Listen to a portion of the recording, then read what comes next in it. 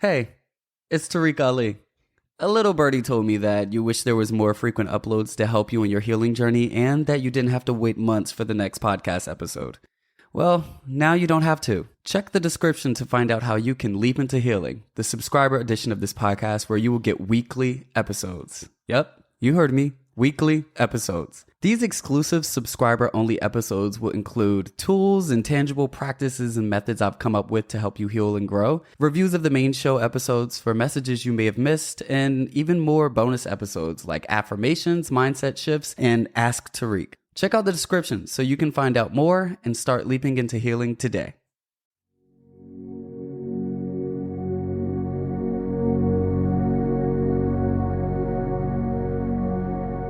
Hello, beautiful people. Welcome back to That Conversation with Tarek Ali, a podcast where we have the hard conversations that help us grow. I just really wanted to start off this episode with some trigger warnings. I know that, okay, this is a podcast for healing, okay, so we get into it. So all of the episodes are going to be a little triggering, but I really wanted to start this one with a trigger warning of sexual assault, drug abuse, and eating disorders. This episode is going to be me sitting down with a close friend of mine that, we talk about, her journey with addiction and how it's been really hard for her to manage, and just talking about where she is now in her journey. It's a very, very, very transformative episode.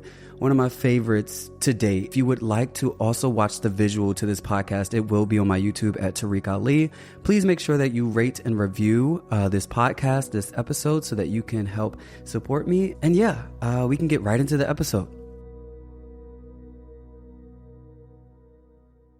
Hello, beautiful people. Welcome back to That Conversation with Tarek Ali, where we have the hard conversations that help us grow.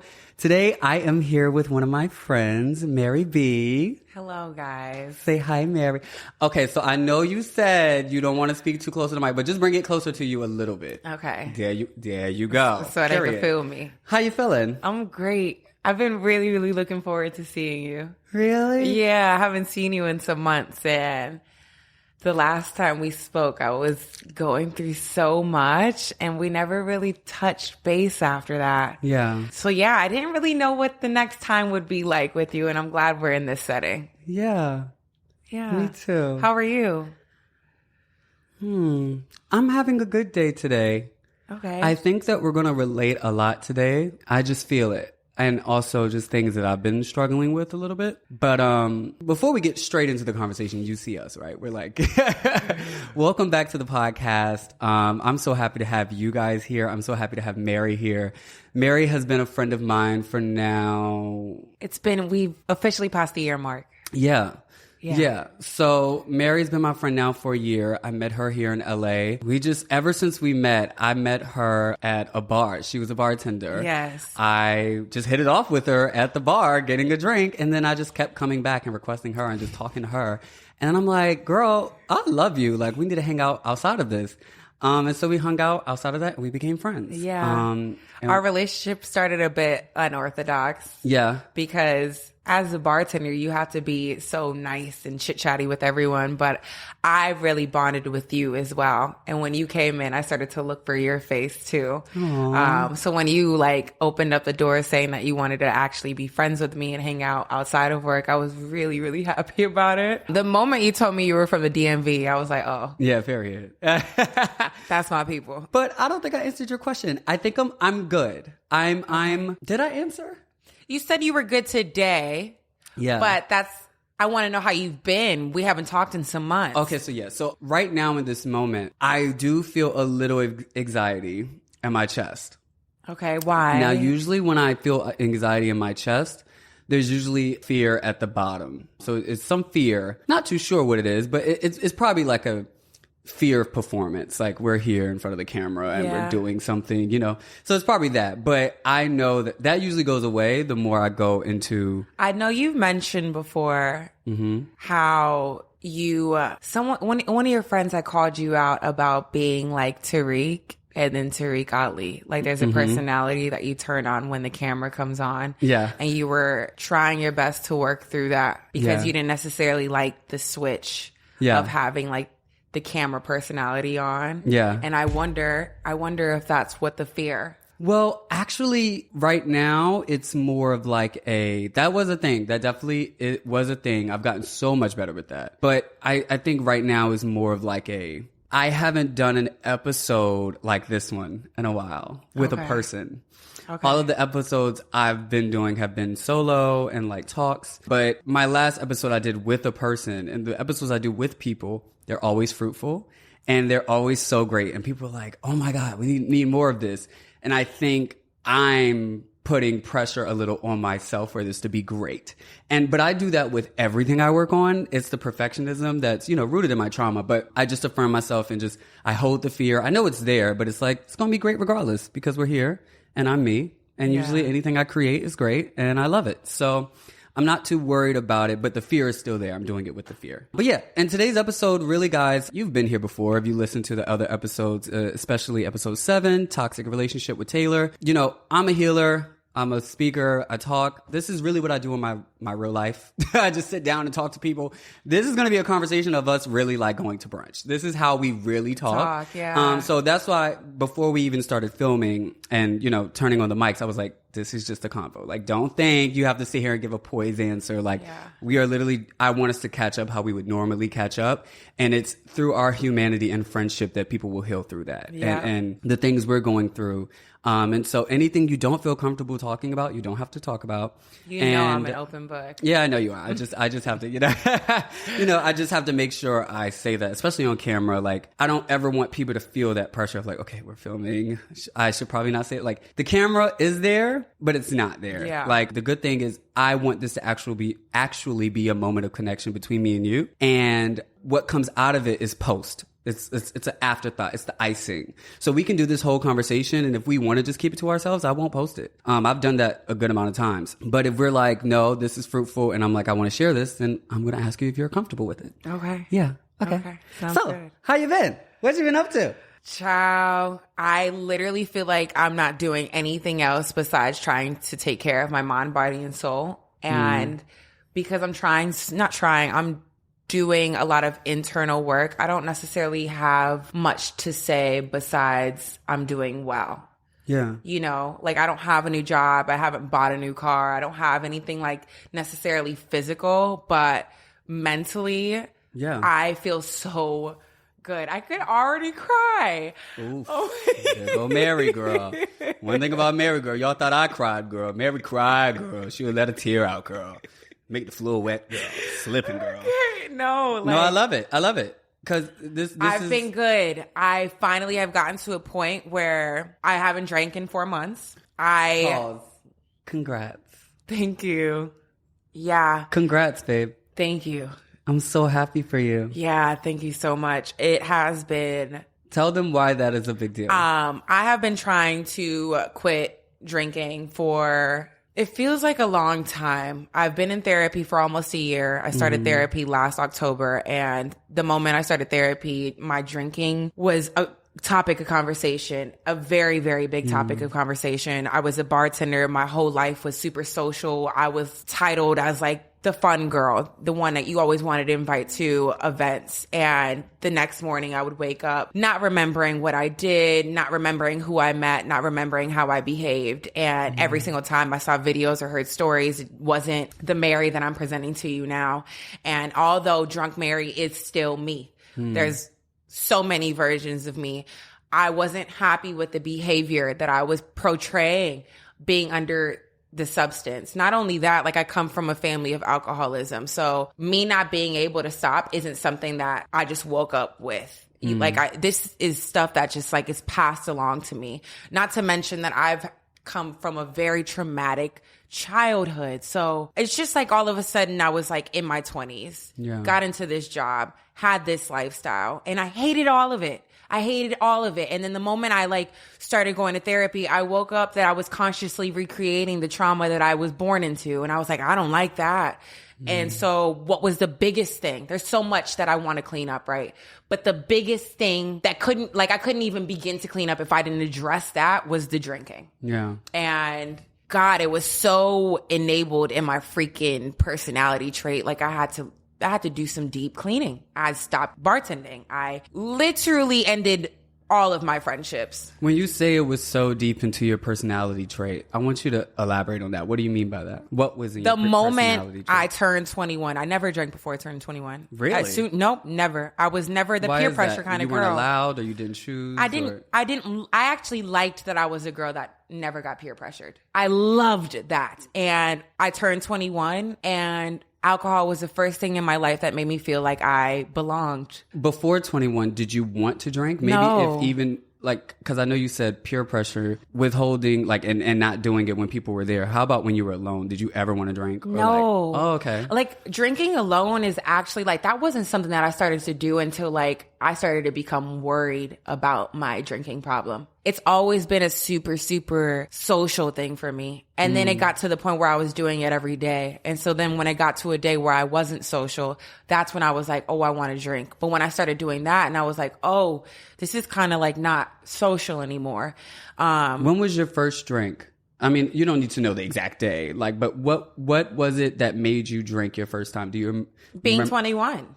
So you turned 21 and you drank on your birthday? Yeah. Like, okay. I know like the year of 20, like I was in college. I maybe like partied like 2 times, hated the way I felt because I was so hungover. But then like I turned 21 and everyone around me was, not everyone around me, everyone period does the same celebratory thing when you reach a milestone. And it's a cultural thing. It's a cultural thing. Definitely society, especially America. Like 21, they make it such a like, don't drink before here. And then when you do get to 21, like go all out. Yeah. And I don't know if anyone knows, I don't know what you know about Boston, but Boston is a very, very big drinking city. Like the state of Massachusetts. So, remember, you're talking to people that don't know you. Yeah, okay. So I'm from Boston, y'all. The state of Massachusetts, literally, it's illegal to have happy hour because when it was legal, so many people got arrested for DUIs. Like, it's crazy. People go out after work and there's a huge happy hour crowd still, even without the pricing. So in the city that I was in, Boston is also the largest college town in America. So I was just in a recipe for having fun and some cocktails, you know? And I graduated college, moved to LA, but just because I changed my surroundings doesn't mean I changed my behavior. So just because I was in a new city didn't mean I was picking up new habits, you know? I was still just the party girl. And then COVID happened. And everyone was drinking during COVID. Like, what else were you doing? And then I got into a toxic relationship with my ex who was an alcoholic. Like, it just, your energy goes where you pour. And I just kept pouring into this substance. And it got so bad to the point where I was like, I can't do anything. I am controlled by this substance. It is no longer fun for me. I can't stand who I've become. And there's an image of myself in my head. I have I'm a seer. I have the gift of foresight. I can sit here and tell you what my future looks like bright as day. Like, and I know it. And so seeing that and being present here, what is the thing that's not helping me get there? What's preventing me from walking to my vision? It was alcohol. It was alcohol. And so after so many relapses, so many like, can I do it? Can I not? Can I find a good balance? Can I decide who I want to do it with? I finally just decided, just stop. I got a DUI. I don't know if I ever told you that. I want to slow us down. Okay. Because... so much. I'm going to slow us down only because, one, I know you. So I know that this is a big deal for you. Yes. Like, this is a really big deal. That's what, congratulations. I'm really proud of you. But I also know, if I didn't know you, how much you're expressing yourself in this moment, like how much you have to say. You could talk about it all day. I literally Which lets me know that it's a very big thing in your heart. So I want to also slow us down, and I want to get to know you in that realm. So also for the people that don't know you. Yeah. So I want to know, when you did get that first drink at 21, right? What was your drinking culture or habit after that? Like, did you start drinking every time you started going out, or did you start drinking alone? Did you only drink once a year? Like, what was drinking like after your first drink, those first couple of years? During that point in time of my life, I was like a social butterfly. I had a ton of friends. I didn't have like my life. I didn't want to be by myself at that point in time. I didn't even realize like alone time, solitude was something that I feared. Why is that? I grew up alone. I was an only child. I always was by myself. And so for the first time around my 20s, I felt like I had a good group of friends. I felt safe. I felt seen. Loved. And I felt loved. And alcohol was like the commonality between all of us. So after like the first time, it was just continuous. Like we're all going to get together at so-and-so's house, or we're going to meet at this bar. And it's not a matter of if we're going to get a drink. It's going to be a matter of how much are we going to drink. Not only were my friends my whole life, but they also worked in the service industry. And in the service industry, like people in that work environment tend to drink more because it's nothing like working 6 to 8 hours, getting everybody else nice and buzzed, then getting off, wanting to do like the same thing. So I felt like I was like in a double whammy. I was in my people pleasing phase. I didn't want to know myself because for the first time I felt seen through the connection of substance. And I was at a very fast paced job. And alcohol helped relieve the stress, or I was convincing myself. Yeah. And so I want to provide another side to that because it's all perspective, right? And I think the critical side is like, I was a people pleaser. I was trying to please other people. I think the graceful side of that is also you were still in survival mode. Oh my God, was I ever? You went through a lot of trauma as a child, and you just said you didn't have all of these things that you were getting at the time. Love, security, you felt safe. You didn't feel that when you were younger, and you got to this point, and the bridge between not having it and having it was alcohol. Yeah. So yeah, it's easy to point at the thing of a bottle and say, hey, you're going after the alcohol, when really it's the need for that love and safety and community. Yeah. So the critical side is like, yeah, you were people pleasing. Yeah, you could look at it like that. You was trying to please the people. They wanted you to drink, so you drank. Yeah. But also, you were also going to fulfill your needs. I thought I was pleasing myself. Yeah. I thought alcohol was pleasing to myself. Like alcohol introduced me to a world that I never had ever seen before. Alcohol, also in your story, alcohol introduced you to safety. Alcohol introduced you to friends. Yeah. Alcohol introduced you to a good time, love, like all of these things that came rushing in. It may not have been the alcohol directly, but that's association that your mind made. Yep. And it's like, if you did stop doing alcohol, the fear would be like, this connection will either lessen. Maybe they wouldn't leave you. You knew they wouldn't stop being your friend. But it wouldn't be the same value. Exactly. We wouldn't be hanging out all the time. Like, exactly. Eventually it would lead to us not really having a friendship because the commonality was always like alcohol. Yeah. It just was always alcohol. And I would be told about how I would always talk about my trauma, but I wouldn't really be able to talk about it. Because when you're under the influence, your motor skills are done for. So I'm sitting here just screaming at everyone around me like, you don't know what I've been through. I promise you don't know what I've been through. And the next day everyone's like, well, what did you go through? But now I'm back to my rightful mind, and my rightful mind, my sober body has a very blocked throat chakra. So like my sober body doesn't even know how to begin to speak my truth, to figure out what does life look like no longer in survival mode. Yeah. And so when you think of yourself during that time, what do you think about that, Mary? Hey, it's me again. I know you're enjoying the show, but I want to keep it ad-free the way it's been. That's the way it should be. And when you subscribe to this show, you're not only supporting your own healing journey, but you're helping us produce this show so that we can continue healing millions. Check out the description so you can find out how you can leap into healing and subscribe to the show today.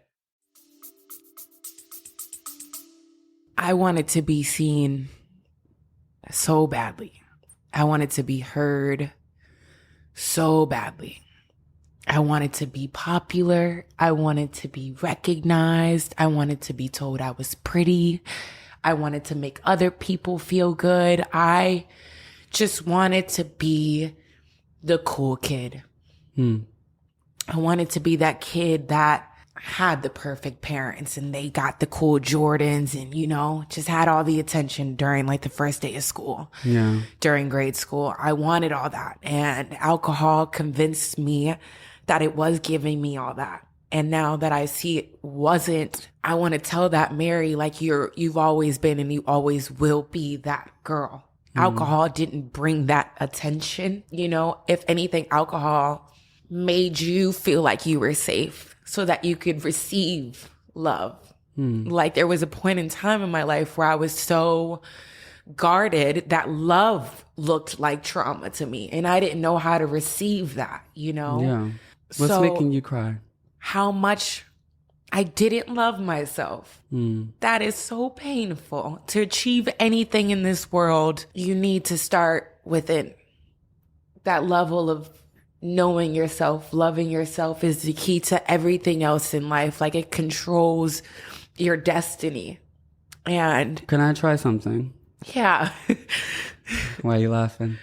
I'm sorry. I laugh when I'm uncomfortable. You're uncomfortable? Yeah, I'm shaking. I have goosebumps. It's so powerful when you're in your truth. Yeah. I want to try something. When you're speaking, I asked you about that Mary, right? Because when you talk about her, your head goes everywhere, your emotions everywhere, you're crying. And what happens is those emotions, you're crying right now, the Mary today, but I feel her. And that cry may be a gap or a disconnect between you today and her. And so I want right now, uncross your legs, babe. Uncross your legs and I want you to when you put your hands on your legs like this, you ground yourself. Okay? And feel the chair. Breathe in through your nose and out through your mouth. You're safe, babe. Okay? I want you to keep your eyes closed. And I want her, something you said is she wanted to be loved. She wanted to be seen. She wanted to be heard. And I want us to do that for her now. I want her to speak to you. I want her to speak to me. I want her to just speak. And I want you to keep your eyes closed. And I want you to just say whatever she's feeling. And you can take as long as you need to connect with her so that she's speaking. Like, put yourself in that time. Maybe think of a time when you were that Mary. And what is she feeling? Why is she hurting? What are those tears? She's so angry. She's so angry. Why is she angry? Because I've had a million different parents. I've went to so many different schools. I've never done more than 2 years at any school I've ever went to, including college. I have been in the foster care system. I went through 4 different foster homes. I lived in Brazil with my mother's side of the family. Stay with her. Stay with her. I don't like to think about her. Stay with her. And keep your eyes closed. I know you don't like to think about her. And that's why she cries when you talk about her, because she feels... She was raped every night. Oh, babe. Oh, babe. Hug her. Hug yourself. Hug her. The more you feel those feelings and you run away from her, she's alone still. She wants you, Mary. She needs you. She needs you. Give her some space. Let her talk. There was no one to tell. I couldn't call Mom. I didn't even know that there was something happening that I needed to tell someone. I was with my favorite male cousin. I mean, this is the man who taught me how to ride a bike, had me play with his dick every single night. And like, the first introduction of love comes from that man.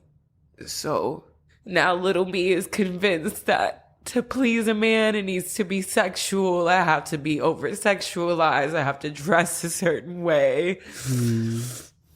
I feel like I couldn't speak because I don't even know if I knew how to talk when he was doing that to me. I didn't even know if I had the words to be able to tell someone what was happening. Keep your eyes closed. Reach your hand out. I want to touch you. I want to touch you. I want to touch you. Let her let it out. This is her space. Give her space. She needs it.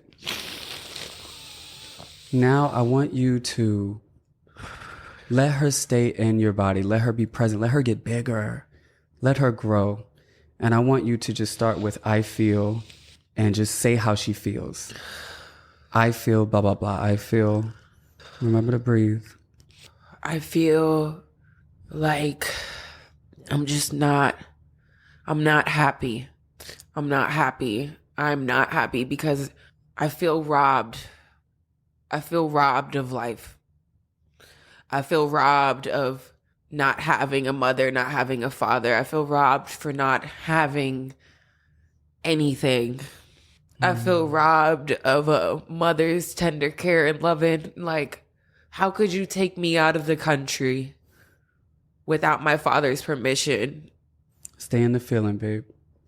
And leave me in a third world country. How do you feel? What are those feelings? I don't feel safe. I don't feel seen. I don't feel loved. Now ask her what she needs in that moment with those feelings. What does she need? She needs parents. And I have to be her parent. What else does she need? I need to be confident. Ask her what she needs from another person or force. Not what she needs to do, but what does she need to receive? What I want to receive, I just want to be loved. I want my feelings to matter to somebody. I want to matter to somebody. Now, I want you to tell her that you're going to give her those things. All of the things you said you need. Mary today, I want you to envision her face, that Mary at that time, that Mary when she was hurt. Think of her crying in her room. And I want you to tell her, look at her in her eyes, and tell her that you are going to give her those things. I will be the person that gives myself all of the things. No, talk to her like a real person. That's so difficult. Try it, baby. Try it, baby. It's not going to be easy. This ain't easy. She needs you. I will give you all of the things that you need. Be specific. What does she tell you she needed? I will give you love. I will make you be seen. I will make sure you feel seen. I hear you. I value you. And you are the most important thing in my life. What's her reaction? What's on her face? What's her body looking like? Oh, honestly, it's kind of just like someone that's just waiting to receive. Yeah. It's going to take some time for her to open up to you. It's going to take her some time to believe you. She's heard that before. She's been alone for a long time. And the more you show up, and like you just did today, the more she'll open up and actually believe you and stop worrying.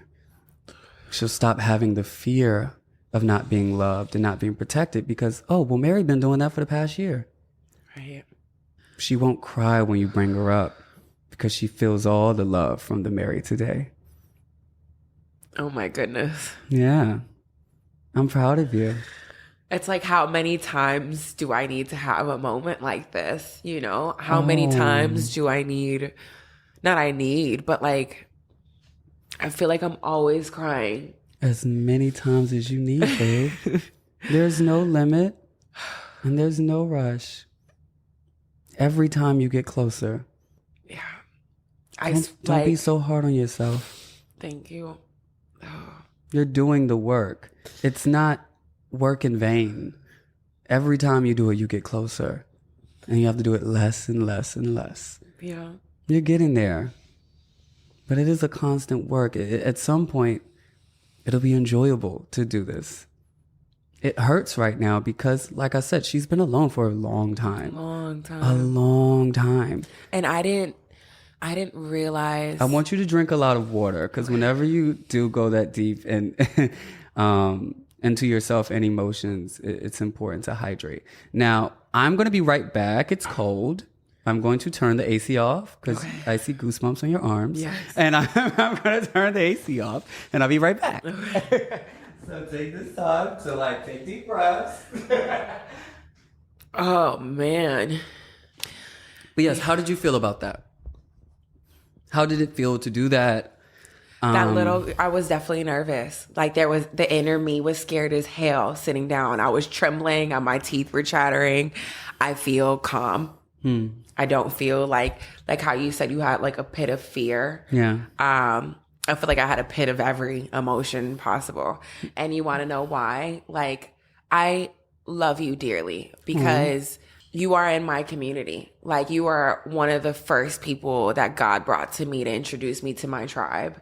I am also a healer and a speaker. And you've told me this several times. Like, you don't know who you are yet. You're growing, you're blooming, you're blossoming. And you don't know your power. I don't know my power yet. Yeah. And what you do is what I aspire to do. Like, Aww. I went to school for journalism. I myself enjoy writing. I want to podcast. I want to do all it is that you do, but not with you, with myself, right? Yeah. Like, I also believe I got introduced to you because before I was so wounded, me wanted community so bad that I would convince myself that my power isn't strong enough to do it by myself, that I would need to do these things with other people. And I've been in a season of isolation to understand the reality of my power and to be able to walk in that. So when I sat down, I had a fear of like myself.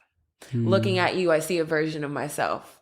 You know, there's a version of myself that is quite literally doing like the same projects that you do, right? I'm just like not in that space yet. Like I'm still healing. I'm still whatever in the process. And when I sat down, I kind of felt little. I felt unheard. I felt like all of those emotions that I just like literally tapped into. So it's no wonder why you seen that immediately. The average person wouldn't be able to tell something like that. But, you know, Tarek over here for sure seen it. And I'm glad that you helped me through that because now I'm able, not that anything that I said before wasn't powerful, but I feel like I'm an equal now. Yeah. And that's what's difficult or not difficult. Yes, it was part of my healing journey is I always have to go find little one to tell her like you are equal. This is an equal space. Like you can be here. And it was something that you recently just posted that I was in awe of. And it really did something for me. You posted you doing yoga so freely on the beach. And you said when you started your healing journey 3 years ago and look where you are now. And when I seen 3 years ago, I was like, what the fuck? 3 years? Like I'm not even a year in this. I have so much more time. I have a lifetime to go with this, right? But at first, little me saw it. Little me was angry. Like, what do you mean 3 years? I want it now. Like, I don't want to be serving tables in 3 years. I want to be in my prophecy now. Yeah. But the truth is, like, I'm here now for a reason. Yeah. And I'm not 3 years in. You know, I'm just not even a year in. Yeah. Who's to say where I would be? And so seeing that was just so promising for me because it's a receipt of what the work will get you. Yeah. Well, thank you, babe. Yeah. So as a healer, I had to heal. And I'm still healing. You see how I sat down and I'm like, oh, there's some anxiety there. And I'm like, I mean, the way you poise yourself, the moments you take to just catch yourself and breathe. That is a part of the healing. I had to experience so many emotions. I've been through so much trauma, as you know. I have a childhood and I had to go through so many emotions and, you know, similar things, you know, like sexual assault, just a lot of different things, and feeling all of those emotions, connecting with those inner children. And through that process, those hard moments I've had, you know, but it's through every single time. And it's like, how many times I'm going to have to do this? Like, how long is this going to last? But it was during those times that I was being trained on how to be a healer because I experienced healing. Yeah. It's very hard to do this work and not identify with what you're seeing. I went through so much trauma and came out on top and went through these emotions. So when I see those emotions in other people, when I see that anxiety or I see an overcompensation or whatever, I'm like, I've seen that before because I do that, or I still do that because I'm human. Right. Like even things that I have like gotten good at, we're human and it'll come up again. Right. And I'm like, oh, I'm doing that thing. Stop overcompensating, Tarek. You know, like, and the little me was like, okay, because he trusts me. Yeah. He trusts me. And he knows if I tell him it's okay, he believes me. But when I first told him that, he didn't believe me. Yeah. Because it's crazy, like the disconnect. Yeah, that's what I was like, there's a disconnect between you and her. And I could tell because of the way you spoke about her. And it wasn't like she was a bad person, but you were othering yourself. I other myself all the time. You were I speak in third person. You were making space in between you and her. And I started to see her get very uncomfortable because I'm already feeling small and you're pushing me away. And all she wants to do is be seen. She wants to be with you. She's all you got. Yeah. You're all you got. Like when she was alone, you were all you had. And like even now, she don't got herself. Yeah. So she feels worse. Because even in this moment, I'm coming up and she's pushing me away. And so it's going to take time for her to trust you again. And so when you do that, it is a whole bunch of, think of it like a deadbeat dad that try to come back and be your daddy. And it's going to take some time. I'm not just going to trust that we going to the baseball game because you said we going. Right. It's going to take you saying you're going to come and being consistent with it for like a year probably. It's going to take some time. Yes. And once they get to that place where like, I'm going to come on Monday, you're going to actually, oh, he's going to get me on Monday. Yeah. So she knows if you say, it's okay, I got this, she'll calm down.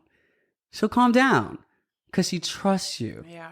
And so I saw that disconnect and I wanted to use this moment as an opportunity for you to connect with her, to see and feel how uncomfortable it will be. Think of that dad, how uncomfortable and shame, all the shame he has to go through. Like he was a deadbeat dad and now he's in a different place maybe.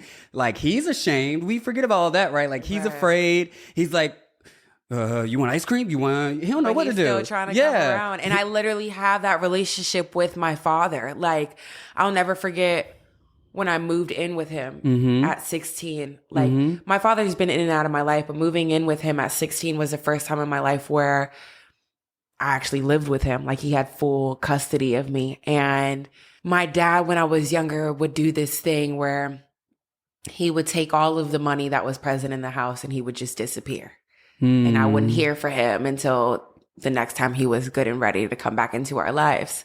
So when I moved back him at 16, there was a similar episode. I had gotten home from school and dad was like nowhere to be found. And I had just started working a job and I think I maybe had like $200, $300 put away in the dresser.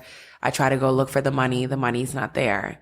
So I was like, okay, I haven't ever lived with my dad. The version of my dad that I do know always was in and out of the picture and he abandoned us. My dad abandoned me at court when I was supposed to move in with him because he was in a custody battle. I was in foster care and he was fighting for custody.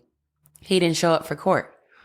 So now I'm here trying to accept my new dad, except that he came as his old self again. I had to sit there and watch him work through that and watch him like be so nervous and embarrassed and come home that night and be like, I know I shouldn't have left. I know I should have answered the phone. I know I shouldn't have taken your money. I'll pay you back. But it's because he didn't trust himself and he abandoned himself. I'm glad that he came back and like he didn't write the same old story. But it's like so difficult for me to come and like catch myself because of like the example that was like set for me. Yeah. And like, it's not just from him. It's every single person. Yeah. And so like now in my adulthood, I am coming to terms with the fact that I don't have a family, right? But I get to choose who my family is now. I get to choose wisely who I get to create life with, who my mate is going to be, who I develop close friendships with, because I have to be so conscious of that now to make sure I heal little me. Because little me wants to find that little dad who doesn't know any better, you know, to find the person who wants to run away from themselves instead of doing what is right. Yeah. So in my season of doing what is right for me, I have to create like everything new again. Yeah. And that shit is hard. As hell. Like everything has to go. Yeah. Everything has to go. Yeah. And it sucks because I already had to go through so much change in my life. But I'd rather like change again and do it this time consciously to set up the rest of my life for the way I envision it, for the way I want it, for the way I dream, instead of allowing my traumas to be in the front seat. Yeah. And just continuously creating the same old patterns. Yeah. I don't want that. Yeah. Like, I'm so connected to my ancestors, it doesn't even feel like I can do that. Yeah. Like, every single time I try to go for something familiar, I get knocked on my ass. Like, you're not supposed to be doing this. We're supposed to be in your healing journey. Yeah. And even though it's the hardest thing I've ever done in my life, it is the most promising thing I've done in my life. I love it. We're kind of like going through your life, but like in the lens of alcohol, only because that was something you brought up. That really is my important. biggest. Yeah. That was my biggest hurdle in my healing journey. And so during those years where you turned 21, you started drinking, and you were doing it in these years to connect with your friends. And that's how we got to connecting with Mary at that time, right? Yeah. And even as we just heard from that Mary and hearing all of the things she didn't have and all of the things she needed, like literally when I asked her for the things she needed, you realize that alcohol was the key to all of those things that she needed. But the thing is, like, alcohol dies off. Oh, of course. Yeah. I'm just making space for her. Yeah. You have to have radical grace. Radical grace. Me that? Tarek told me this one last time we hung out. We had dinner. And ever since he told me that, that's honestly what helped me stop drinking. Oh, babe. I promise. Oh, don't do that.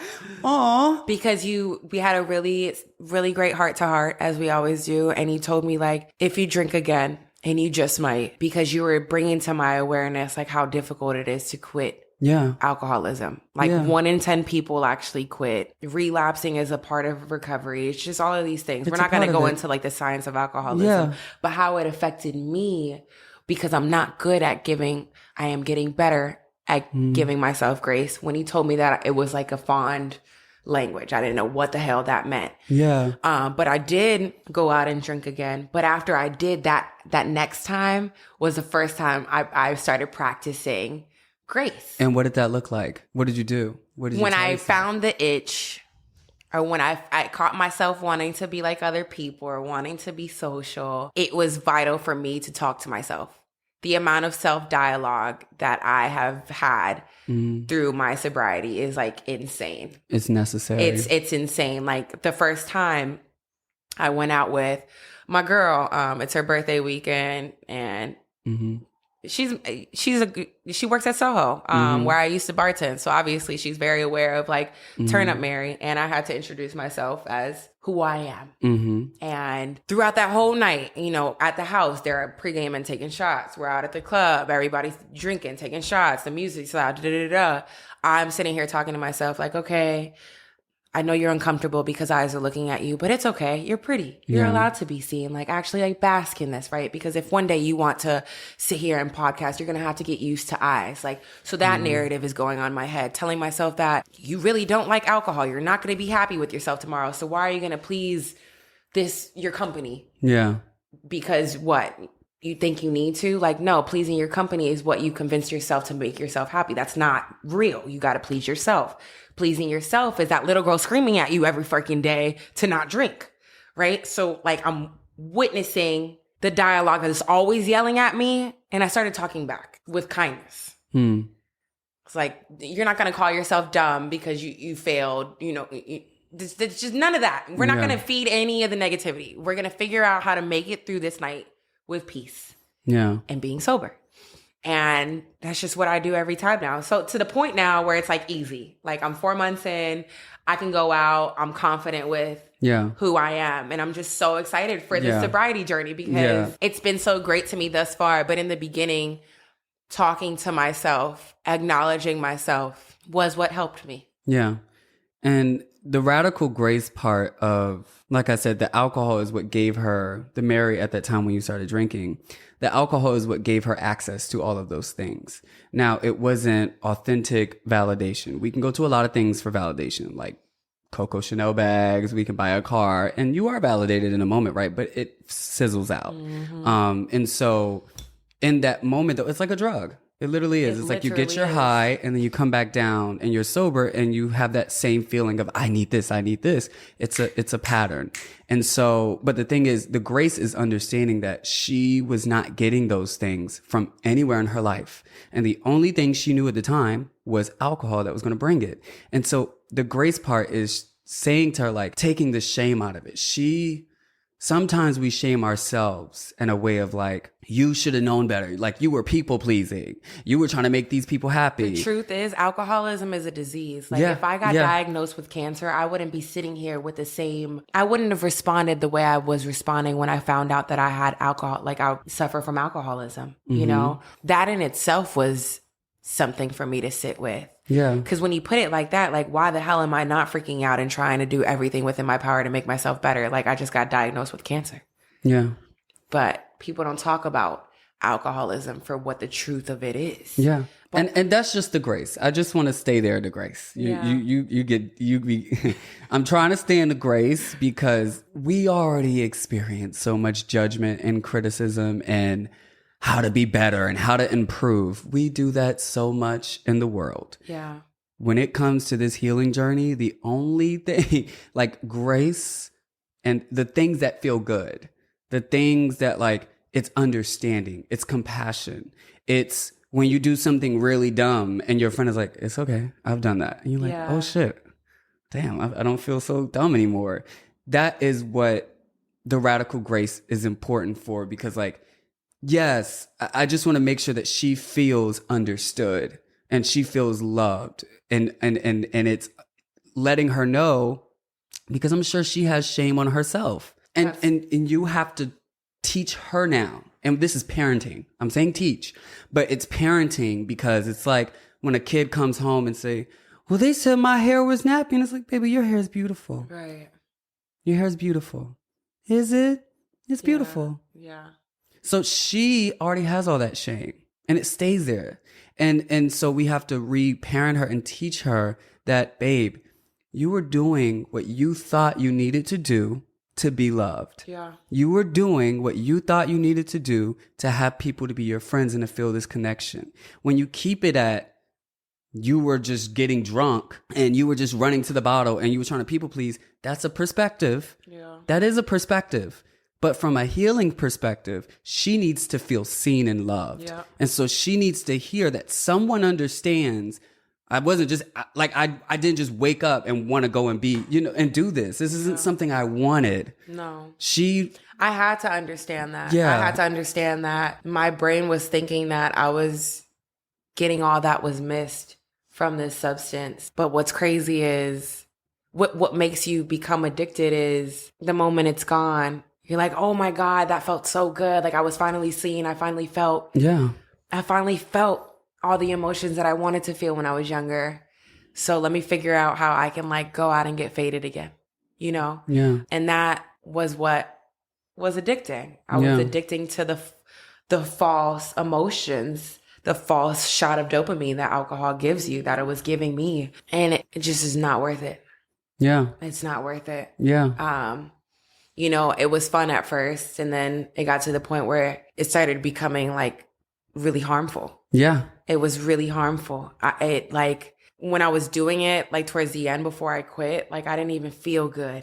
Like I wasn't even receiving that like dose of happiness little me would get when I first started drinking. Alcohol started to feel like the rest of my abusers. And I was like, what? Like, I don't need another abuser. But the thing was, like, I was doing it to myself. I was doing it to myself. I became my own abuser. But how would I have known any better? How would I have known to treat myself any better? I didn't. I quite literally didn't. That's why all of us fall for this substance. Some of us don't know how to stop because how would we have known better? If I didn't go out seeking help, if I didn't choose to be such an open book and like talking about where I am, would I even be where I am today? You know, like I'm so glad that I got to wake up. And it's so important for me to continue to have these moments of rediscovering this little girl that is always going to be a part of me. And I don't want to suffer anymore. I don't want her to suffer anymore, because the more she suffers, the longer she suffers, she's in full control of my life. In a sense, you know, as long as I allow her to enable me from the trauma that we went through, how am I ever really going to be able to attain the foresight that I see in my head? Okay, this may be off topic. Yeah. No, it's not off topic. I'm seeing this and hearing this, but also I'm hearing it spiritually. Yeah. So it's something you need to hear. Yeah. You have to forgive yourself. And don't receive. Just receive right now. Now look, I know you have rage and anger with yourself for being an addict. I'm so upset. Babe, receive. I want you to receive. Okay? I know you're mad. And I know you're mad that you're in this position. I know you are. And so I want to speak. Okay. I've never done this on camera, so I'm kind of a little afraid to do it. But you know I do readings sometimes, but like it's like a natural thing. I don't sit down with cards, but they're speaking. And so, okay, I'm just going to do it. You're angry, and allow yourself to be angry. That is a part of the process as well. Anger is there. Make space for it. Let it happen. But I want you to know, after that anger, you have to forgive yourself. I know it's not fun. I know it's not what you wanted. I know you didn't expect yourself to be here at this point in your life. I know you saw it in generations before you, and you didn't want to go in that route, and you thought that you would be better, and you thought that you would be different, and you thought that you were special, and you thought that your life would look different. But it's okay. It's okay that you're in this seat. And they want to say, you want to know why it's okay? Because it's not too late for you to break the curse. And the word that we give you about you being a healer, the understanding that we give you about these emotions, about these things, about alcoholism, the way that you are dealing with it is going to help so many people. You wanted to run away from it when really we needed you to be in it. Because through this process and through what you're going through, you're going to get so much provision, so much prophetic word, so much understanding. That life and that spirit and that love that you have is going to give you the opportunity to connect with people that have an experience like you, and you're going to be able to turn them around in a way that they wouldn't have been able to do on their own. So what they're trying to tell you, that you have to sit in this. You have to sit in this, and you got to stop running away from it. This is who you are. And it's beautiful. It's gorgeous. It's powerful. Don't let society tell you it's weak. Don't let anybody, you have to understand that is a part of your power. Stop thinking of it as something holding you down. If anything, it's going to bring you higher. It's going to bring you higher. The thing that you think is poison inside of you, baby, you can cough it up, and it's going to be a vaccine. It's going to be an antidote. I'm telling you, it's this journey that's going to make the Mary the phoenix that she is to become. And so go through the anger right now. They know that you're angry. They're proud of you. I'm proud of you. Because like you said, it's been 4 months and you're on the journey. And I want you to know I'm not speaking it into an existence or whatever, but if you do relapse, if it does happen, the phoenix doesn't go away. The greatness doesn't go away. If I do relapse, I've never went this long before. And that's how you look at it. Yeah. You give it power instead of weakness. And you're damn right, I'm angry as hell. I'm angry as hell because I worked so hard in my youth to not be like what was presented to me. And then when I had a choice of like, when I had a break. Well, usually the things we run the fastest away from, we run right to. I became all of it. Mm-hmm. I dated the toxic guy. I was unfaithful. I became an addict. I created the whirlwind of what I was running away from. The crazy thing is you list those things as if they disqualify you when really they qualify you for what your anointing and purpose is in the world. Yeah. And like, I want you to receive that. Don't skip over that, because those are the things that qualify you to be the healer you want to be, to have the voice you want to have. Is because you had those experiences, and now this healing journey is you getting over it. Is you changing your mind, unlearning and learning new, so that you can go back out into the world and help people going through similar things. That's what makes you qualified. Imagine if you didn't go through those things and you try to heal somebody that went, what do you know? literally. So it qualified you. And what's going to qualify you even more is the work that you put into it today. That's why it's taking so long. Yeah. That's why the healing isn't 2 months. Would you want your doctor to go to med school for 2 months? Would you want your dentist to go to dental school for 2 months? Would you want your lawyer to get their degree in 2 months? No. You want to be a healer? Heal. And take time to learn, to reflect. It's going to take time. You're in training, baby. But no, I had to give you those words. And I do before, because we could talk all day. I want to make sure that we go through this, because there's a lot of people that's going to resonate. There are different people that are going to listen that are different parts of your life. Yeah. There's people that are that little girl. There are people that are at 21 and starting to drink, because it's people at different parts of your life. And so I want to get through it to who Mary is today and what you're still learning, so people know that even though the end goal does get better, there's still more work to do. Oh my That's gosh. the goal. So much. Because there's no like, oh, the ending, it gets perfect. No, it gets better. It gets better. And it continues to get better. It is better. Yeah. 4 months in, you know what that looks like for me? Like peace and quiet. I have never known peace like I know it now. I love you, baby, but you skipping it again. Let's go back. Okay. We're going to get there. Yes. So after those years of college, you moved to LA, right? And then what was drinking like for you once you got to LA? And how old were you? I moved to LA when I was 23. Okay. And you're how old now? I'm 28. Okay. And so that phase, how long of the years was this next era? 5. 5 years. Okay. So 23 to 20. Okay. So you feel like that was all one big block. Like you wouldn't separate that. I mean, I would separate it for sure. Okay. So how would you separate I would say it? 23 to 25, I had no desire to change my behavior. If anything, I wanted to like up the ante. Like, let's keep the party going. This was the first time in my life where I experienced fun. And I also just moved in with my childhood best friend. I've known her since I was 12. I moved across country. I'm thinking that I'm just gonna move here, party hard, and somehow I'll get $1 million. Yeah. That's what my brain was thinking.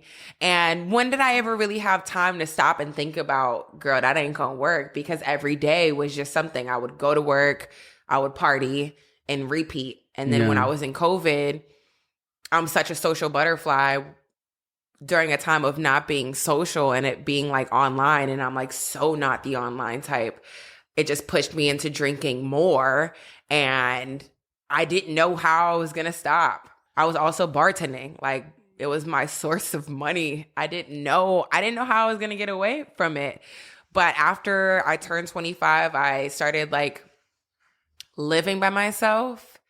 And that's when I got my dog. And that's when things really started to change. I had a dog at home to be responsible for. So I couldn't just be gone 14 hours of the day, bar hopping, being at a friend's house, whatever the case was. I had to make sure I started like being home. But I guess that's when I started like drinking more by myself. Yeah.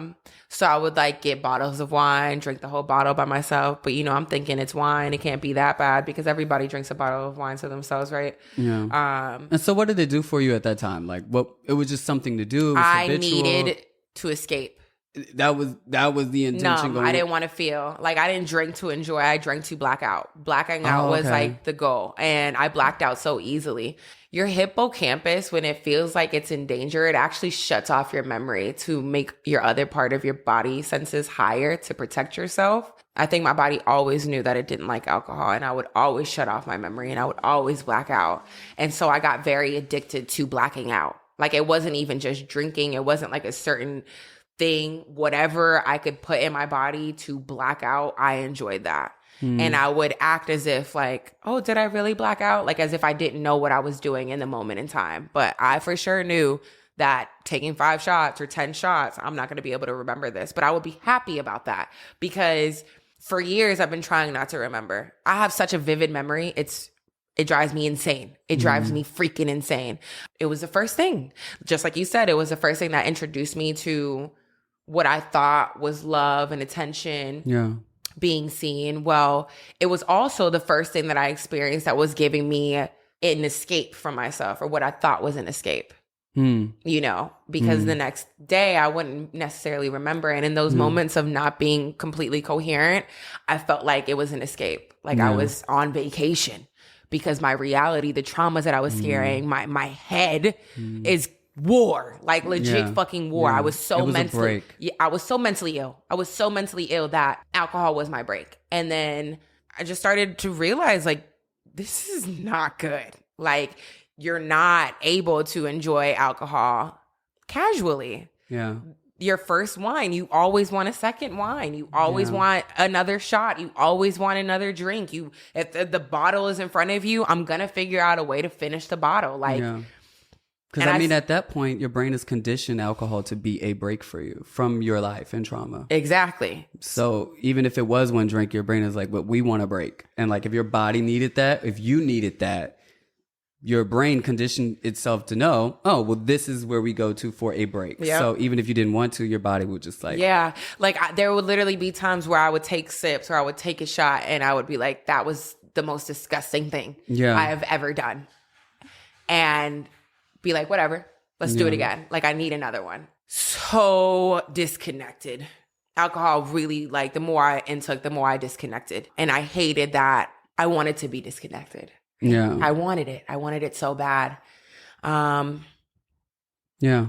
And this is why it's really one for the healing journey to understand why, so that you can have compassion and grace, but also like, so that you know, why am I going to this? So that you can find other bridges. Like, remember the 21-year-old, if that was the bridge to love and connection, all those things you needed, then it's like, okay, so what can I go to for those actual things? So like in that moment, it was like a break. It was a vacation. It was a break from everything you were going through.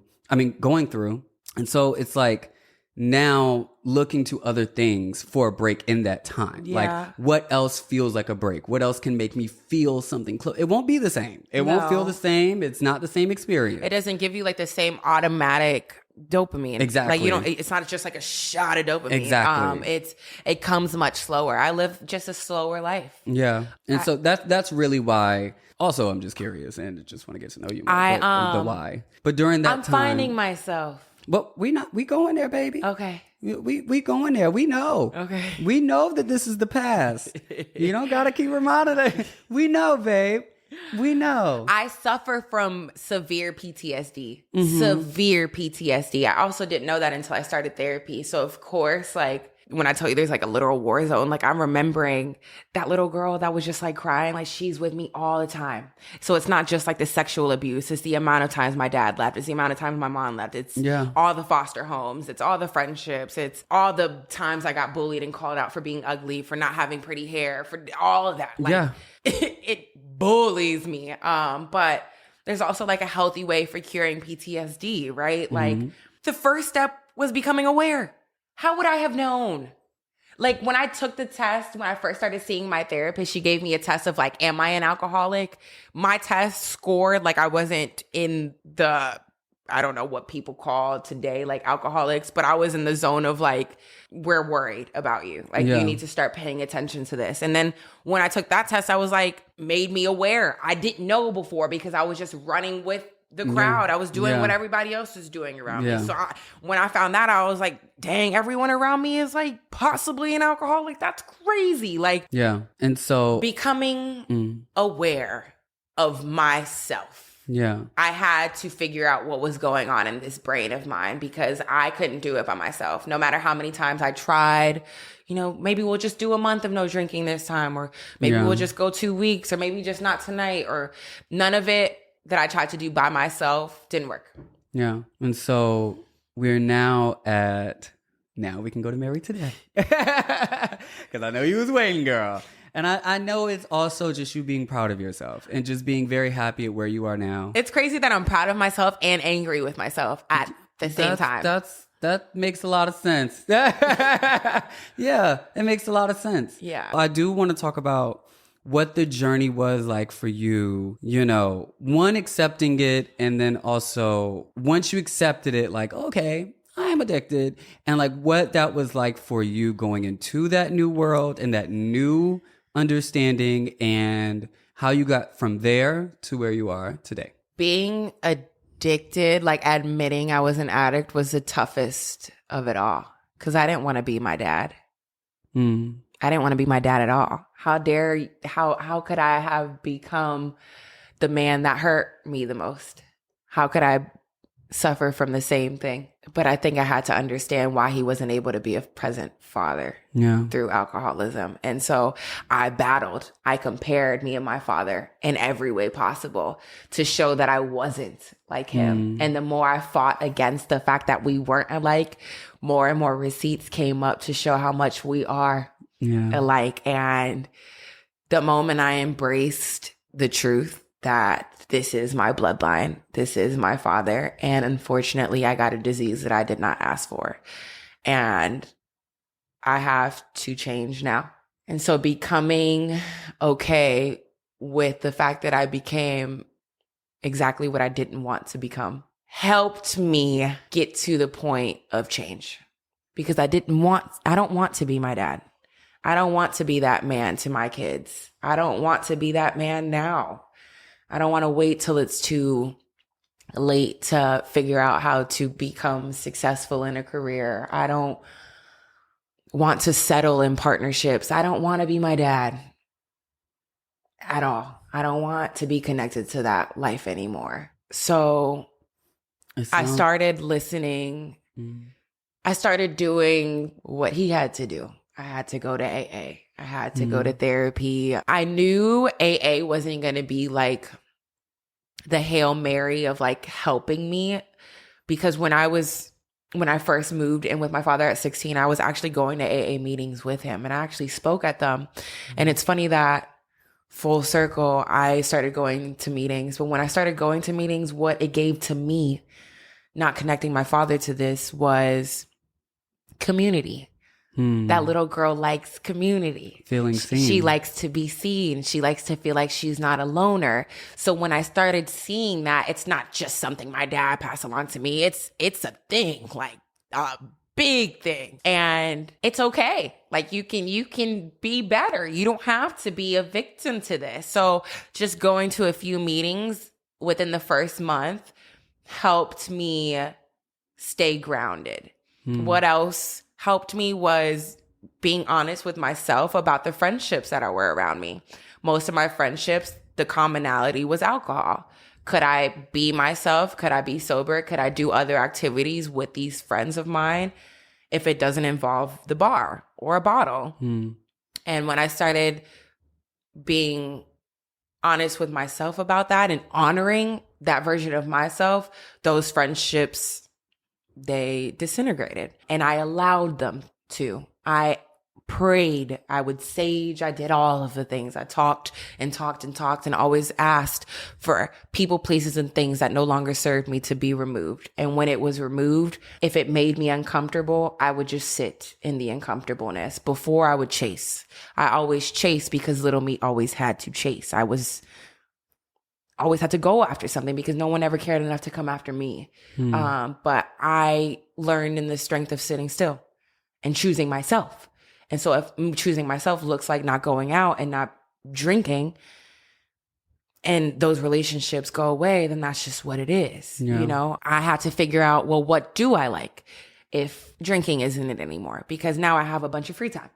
So I love to color, you know, I love to do yoga. I am a bookworm. I have read like about 14 books since the beginning of the year. Like that is not something that I've done in the past, but I didn't have the time or the brain freedom to be able to even discover that I liked books, you know? I love documentaries. I like to learn. I am a very like serious person. I love to laugh and stuff like that, but I like to do that in front of people. I like to make people feel good. But like when I'm by myself, I don't care for comedies. That's not what I'm putting on. Did I know that about myself? No, because every single time I was watching television, I was watching it with a best friend or a partner. Like, yeah. For the first time in my life, I have my own Netflix account. Before I just had whoever was over my house, they're logged on my TV. Like, I'm watching whatever they liked. Like, it's so deep. I didn't know myself.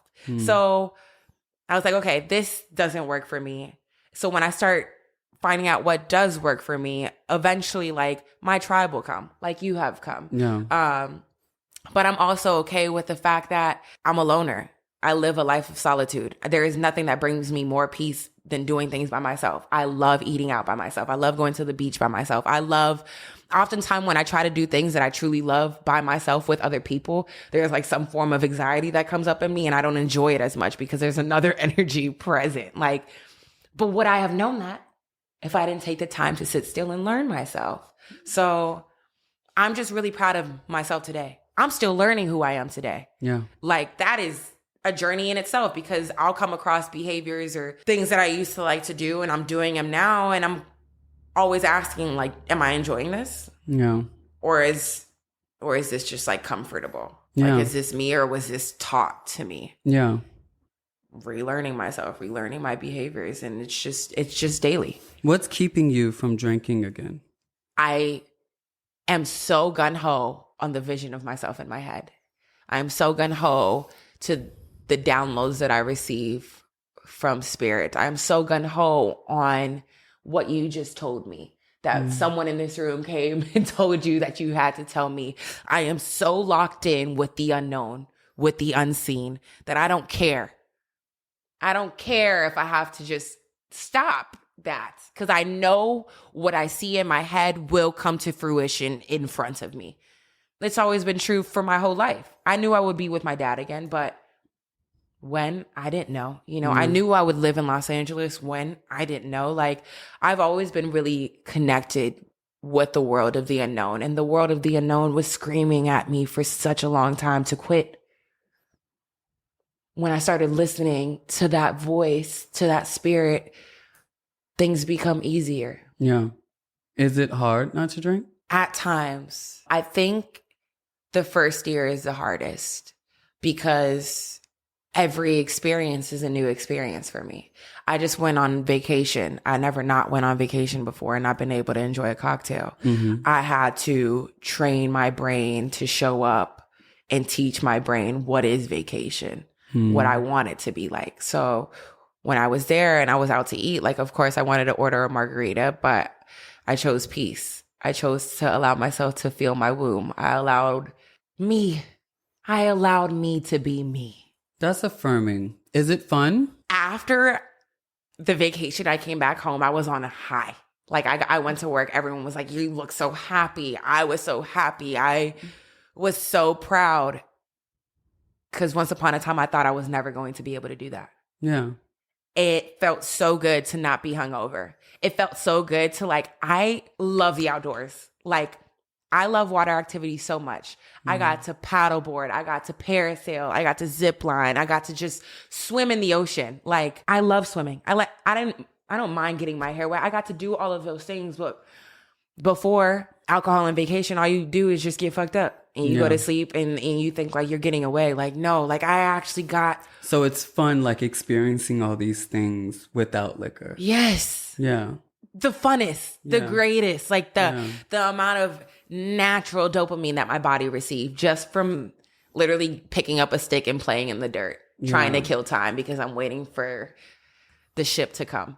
Like, how dope is that? Yeah. Getting in touch with my little child is just it's so great. And I can't do that when I'm under the influence. Yeah. If I was under the influence, picking up a stick and playing in the dirt would have been the last thing on my mind. You know, I would have been like, well, what am I drinking next? Yeah. You know, I'm really happy for you. I just, I don't know why I feel like, are you making space for it to be unenjoyable as well? Oh my God, yeah. My days are so boring. Like, okay. I was only afraid if it's all lilies and great and sobriety is the best route ever. Oh my God, it's the ugliest thing. It's ugly. Like I'll have like how I was just crying on this episode. Mm-hmm. Child, I called Tarek about almost 2 months ago, and I had the craziest cry of my life. Like I scared this man. No, you did.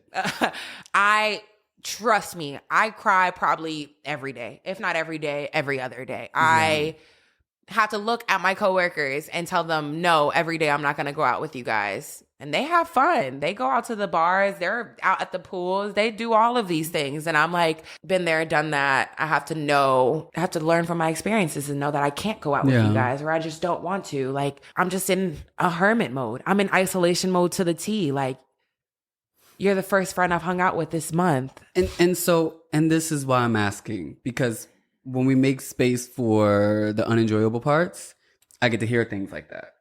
And that's not sustainable. So 4 months is great, but it's not sustainable to be alone all the time. Yeah. And even though it's working right now, it's not sustainable. Always, no. And so that's why, like, I'm so happy about all the great things. I want to hear those things too. But on that side of things, it's like making sure, because that high, it's a high. Yeah. You're really proud of yourself. Like, oh, I just did that. I went on vacation. I ain't drink. It's a high. But once that comes down, and then you go into the other side of, I haven't seen any friends in 2 months. I spend all this time alone. All of those things that we don't really make a lot of space for, those are usually the things that when we sit in it, usually bring us back. Yeah. So I want to make sure that we're making space for it when we are happy. Yeah. And when we are good. Yeah. And when we are in a high. Yeah. So that we can look at it objectively instead of when we get in that position and the emotion takes over. I can tell when I'm going to get hit by a depression wave. Mm. I'm honestly getting hit by a depression wave right now. I can tell because my yearning for marijuana grows. Mm. Yeah. Oh, that is so self-aware. Yeah. That's amazing. Like when I'm really good, like actually like very freaking happy, I don't even really want to smoke. I want to go to sleep aware so I can like remember my dreams. But I suffer from depression. So my depression goes in waves too. Yeah. And now I want to smoke all the time. Like I'm itching after this interview to go to the dispensary so I can get a blunt. Same. But going back to the Grace thing, you be in my head. I'm trying. I'm telling myself now, like, hey, okay, the pattern's coming back. Let's put a cap on when we're going to like take a break from marijuana. Mm. So right now, lately, I've been trying to decide when I'm going to take that break because I know that marijuana helps me stay in my depression. Mm. The only thing that helps me get through my depression is complete sobriety. I'm not sitting here saying that I want to quit marijuana too. Yeah. That's my baby. But I have to also, like, my new thing is learning a healthy relationship with weed. Yeah. Lord knows, like, what that'll look like, how long it'll take for me to discover, but I am becoming aware. And I'm knowing that, ooh, you might be getting a little sad now again, girl. So now it's time to discover, like, how can I get myself out of this? I was doing tennis for a little bit. I stopped. Maybe I should pick up tennis again, right? Yeah. Because when I was in tennis, I wasn't as depressed. It's just a process. Yeah, and something I'm going to offer before we close. Yeah, is, you know, a lot of people I think look at it like something that was really important that you said is my relationship with it. And it's not just about, let me go on a break. You go on a break, you come back. Nothing really changes from a break and coming back and a break and coming back. You're just doing a break and coming back. And you go on a break and coming back. Think of it like a person and a boyfriend, right? Like when you put it in a way of like a relationship.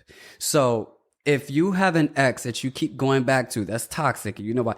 It's asking yourself, why are you going to it? Right. And that's literally why I kept asking with the alcohol. Because like when we get to the whys, then we can go to other things for another purpose. But with weed, something that has helped me, like, and this is the emphasis on the relationship part, is because I realized that I was using weed to feel different. So you see how you just said depression came up, and so now I want to smoke. Yeah. A feeling came, and your body is like, even if sometimes, because in our mind it's like, I'm not running away, I'm not scared, I just want to feel that way. Yeah. Right? Yeah. So like whatever way you want to look at it, either you're running away from the depression or you're like, I just want to be over here. I just want to be high. I'm good though. Okay. So it's just understanding that when that comes up, I want to shift, and weed is my car. And so that's the conditioning. What happens is the feeling comes up and the brain says, depression is here. What helps us? Weed. Let's go get weed. To create a new conditioning, the feeling has to come up and you have to just hold it. Yeah. Sober. So your brain knows, we can either be sober or we can smoke. But when smoking is the only answer, then your brain only knows smoking. Yeah. So for me, I am the same. When I am depressed, and I'm on Zoloft now, as you know. So like for my anxiety and depression, like when I do get depressed or whatever, like I have the impulse and urge to smoke.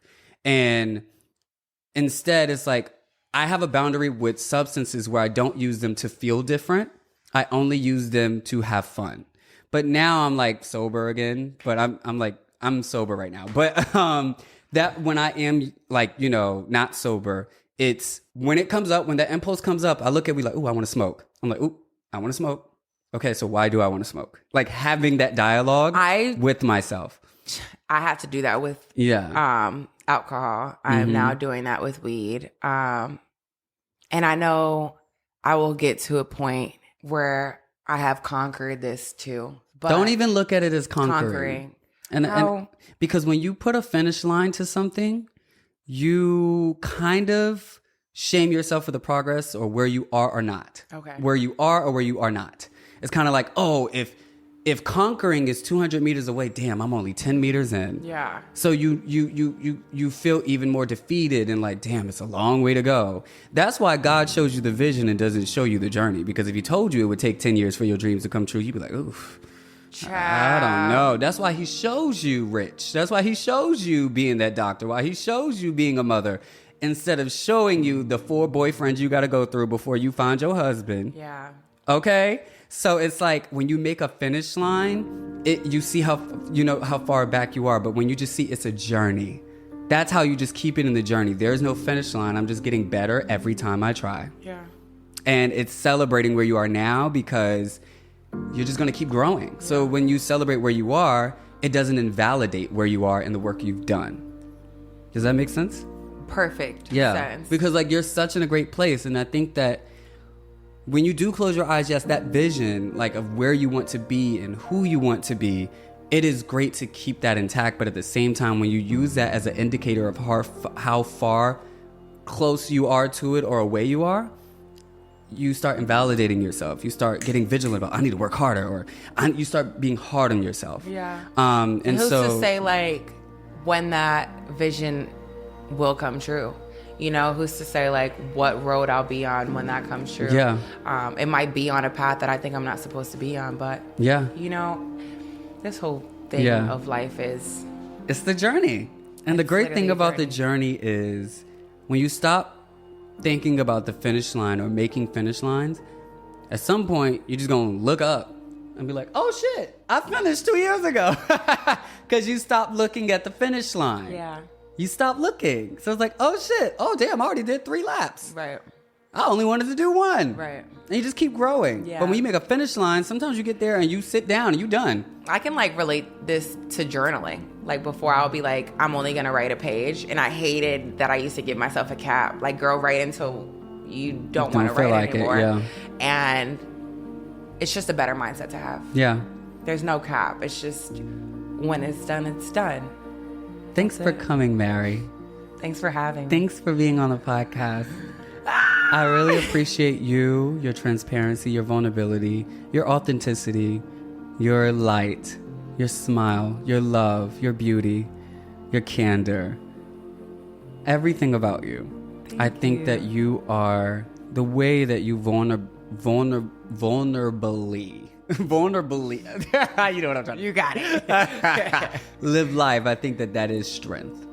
And I think how much you cry is strength. I think that how much you feel is strength. I think that allowing yourselves to feel that and to present that and to show that and to live in that is strength. Do you know how many people are running away from that? Too many. It's uncomfortable. It's scary. It not only has an emotional effect, a mental effect, but you see your body shaking. You start literally holding was stress trembling in your back. Like, it's uncomfortable. And so for you to sit on camera and on this podcast and in your life, because this is how we talk regularly, and to do that, that's power. And the more you do it, the more your power grows. And that's why I'm a healer, because the more people heal, the power. So thank you for coming. Of course. And I love you. I love you too. And I want to thank everybody for being here and listening and watching if you're on YouTube. If you could, please rate this podcast and review. It would really mean a lot to me. I like to hear how this podcast is helping you, how you would like it to improve, anything you have to say. My name is Tarek Ali. I really love you, and I hope that you're making space for yourself and taking care of yourself. And I'll see you on the next episode. Bye-bye. Bye, guys.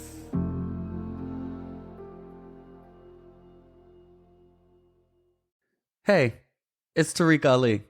A little birdie told me that you wish there was more frequent uploads to help you in your healing journey and that you didn't have to wait months for the next podcast episode.